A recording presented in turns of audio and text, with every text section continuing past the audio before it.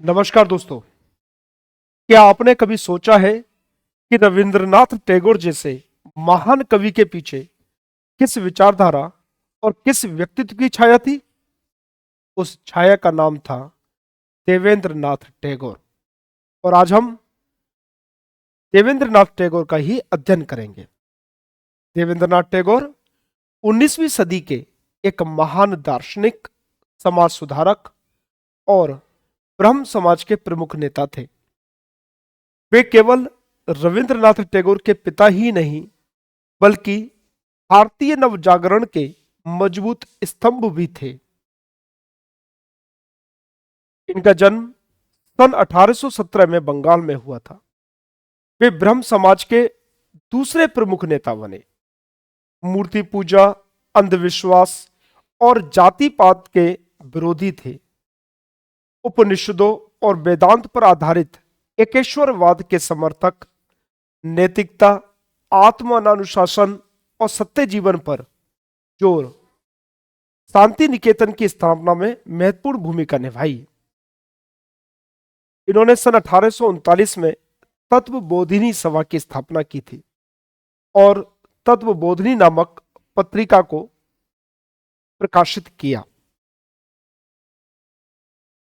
कहा जाता है कि एक समय देवेंद्रनाथ टैगोर गहरे आध्यात्मिक संकट से गुजर रहे थे। धन, प्रतिष्ठा और समाज सब कुछ होते हुए भी मन अशांत था।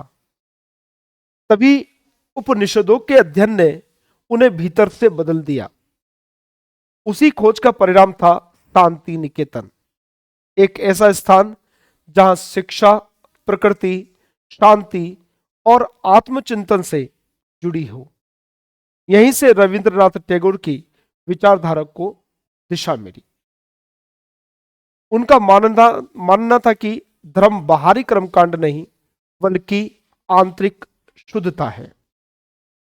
इसलिए दोस्तों, आज जब समाज फिर से अंधविश्वास और विभाजन से जूझ रहा हो, तो हमको देवेंद्रनाथ टैगोर के विचारों को पढ़ना और समझना चाहिए। देवेंद्रनाथ टैगोर हमें सिखाते हैं कि सच्चा धर्म दिखावे में नहीं, बल्कि सत्य, करुणा और आत्मबोध में है। उनका जीवन आज भी हमें सोचने पर मजबूर करता है कि क्या हम भीतर से सच में जागरूक हैं? क्या हम एक अच्छे समाज का निर्माण करना चाहते हैं? और यदि हम सब ये सब कुछ करना चाहते हैं, तो हमको कहीं ना कहीं देवेंद्रनाथ टैगोर के विचारों को स्वीकार करना हो। तो अगली क्लास में हम लोग फिर मिलेंगे अगले समाज सुधारक के साथ। धन्यवाद।